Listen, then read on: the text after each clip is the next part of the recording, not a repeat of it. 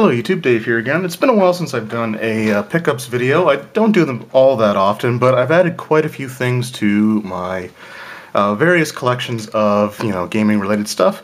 So I thought I would do a video just kind of showing off what the items that I've picked up in the last month or so.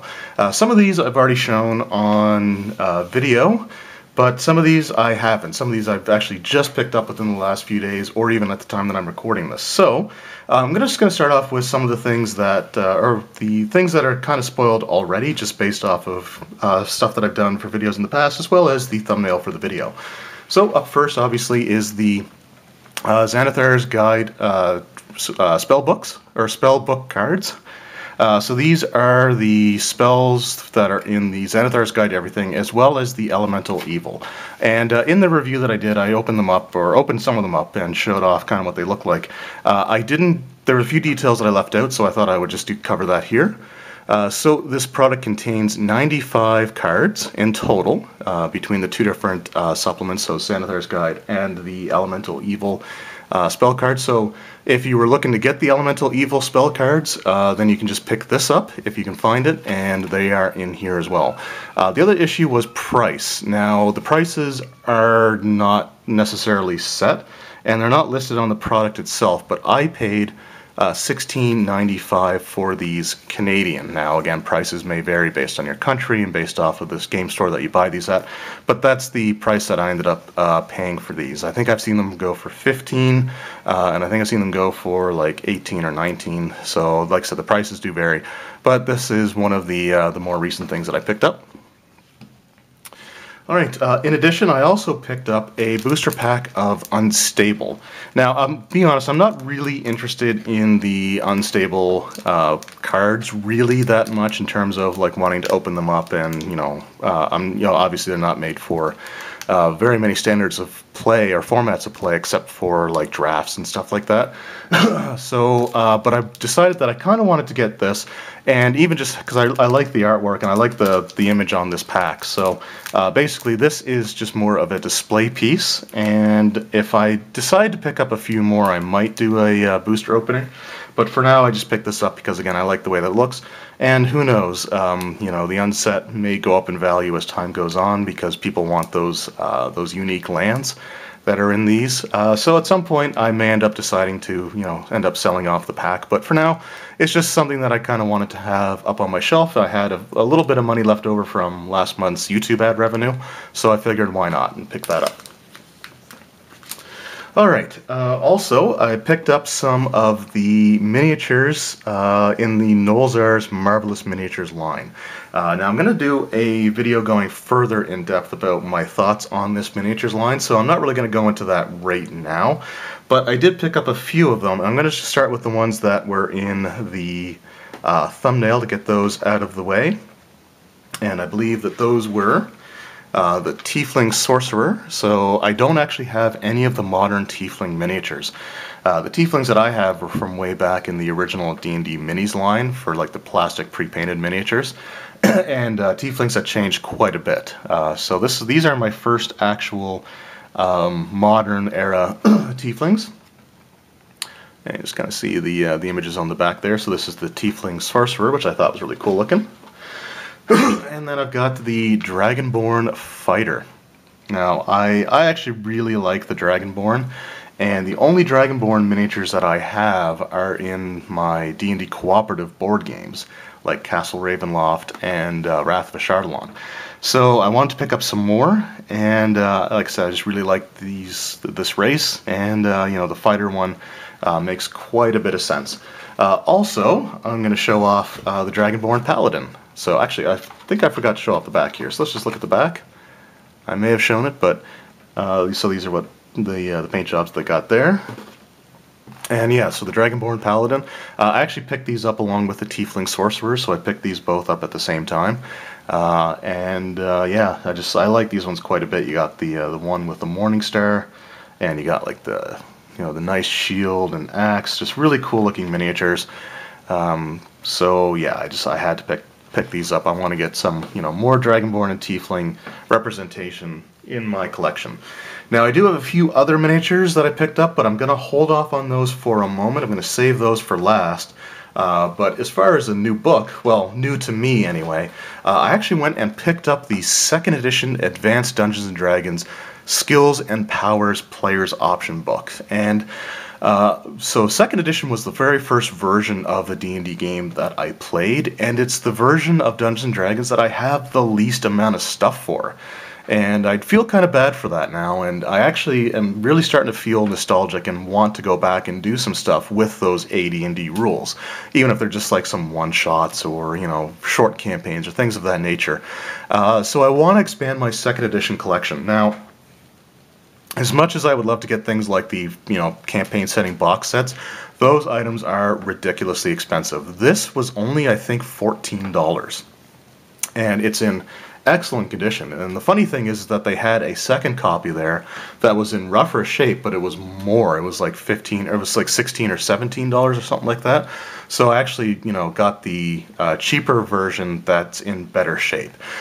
So I want to get, I'd like to get the entire set of the player's options books. I know there's like a spell one and there's like combat and tactics. But the spell one that I found was like $25, and that's a little bit more than I'm willing to spend on these. But this one here, this was the one that I'm actually am more familiar with. I had a friend who owned a copy of this, and he made a character out of it. And so out of pure nostalgia reasons, this was the one that I had to get first. I'd like to get the others, but even if I don't, just having this, you know, kind of takes me down good old memory lane. So, the last couple of things I want to show off here are, again, just miniatures.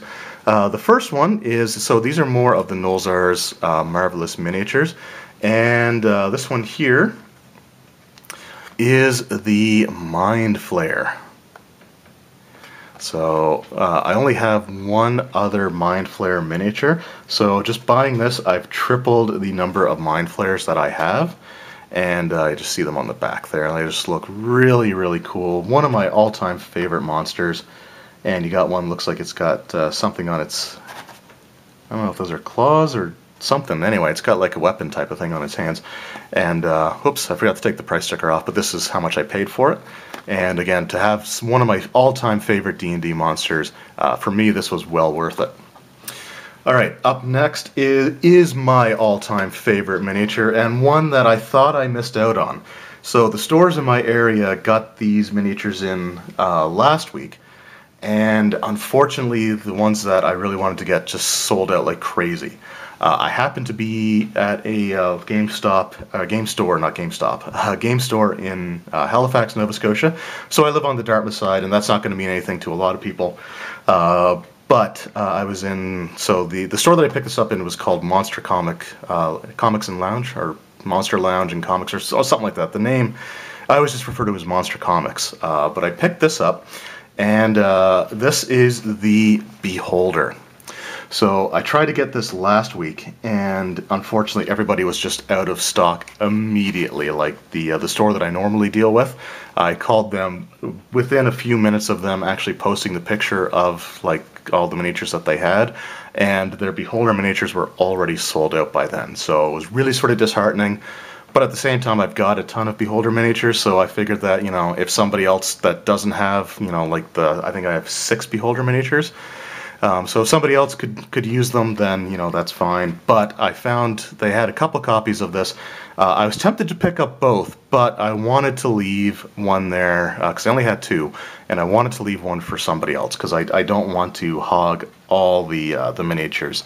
But this is the Beholder. Looks like there's some eye stalks that you have to attach to the thing as well, probably on the back of the miniature, I would say. I'm going to leave these all sealed for now. I do want to get some paints and start painting things again. So when that time comes, I might actually go and pick up and open up these miniatures. But for now, these are just kind of things that I want to have on my shelf. And if I can get a second copy of this from somewhere else, then I will probably do that and leave one sealed and have one open. But so that is the Beholder miniature. And it just looks amazing. I love it. So as soon as I saw it, I was going to actually pick up another one of these Skills and Power books, but the price again was a little bit too much for what I was looking for. And as soon as I saw this, it's like, nope, I'm getting this. I picked up the Dragonborn Fighter actually at the same store, so I picked both of those up at the same time. And just, again, absolutely, absolutely love it. Now, I can't really go into too many specifics on this because I don't want to get anybody in trouble. But one of the things that has recently come out is a Icons of the Realms miniature set that's based off of like the iconic monsters from the first edition AD&D monster manual, and I can't remember the exact name of it off the top of my head. But the problem is that it has Demogorgon and a purple worm and a troll, and it's like 9 miniatures in total, but it's $100 Canadian, and it's just way too much money. I can't justify spending that kind of money, unfortunately. But if you picked it up on release day, they had a promotion where you would get a free miniature with it. So again, I can't say where I got this, but I'm just going to say that it was donated to me for my channel. I'm going to say that. Whether that's the case or not, that's what I'm going with. But what the people at the store ended up giving me, even though I couldn't afford the actual set of miniatures, was the promotional figure. So I have the promo fig, and I'm okay with that because I'll be honest, really the Purple Worm and the Demogorgon miniature are the only ones from that set that I'd be interested in. And like even the troll is kind of like small, even though it's on a large base. I've got trolls that are much more impressively sized. So, but they did give me a copy of the promotional Demogorgon figure. And it's supposed to sort of match the one. It's not exact, obviously, but it's sort of to mimic the miniature that was used on the Netflix series Stranger Things. So this was a promotional item that you got. Normally, if you buy the product, like I said, this was donated to me for the channel. And in case anyone's wondering, this is going to stay sealed for all time. I'm not going to take this out, and the reason for that is it actually has a sticker on it. There we go, Classic Creatures, there we go. So this is the Classic Creatures Gift with Purchase, not for resale sticker, so I've got to keep this as is. I could try to peel it up, I guess, and have it as something that I could just use to reseal it, but I'm going to leave it as is, just because I love that not for resale sticker on there. But this is a Demogorgon miniature. So these are the latest additions to my Dungeons & Dragons collection.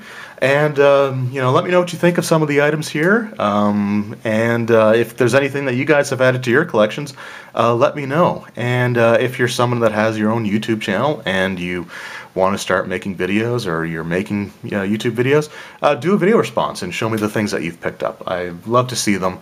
Really looking forward to your guys' comments and feedback. So again, thank you guys very much for watching. I hope you enjoyed, and we'll see you next time.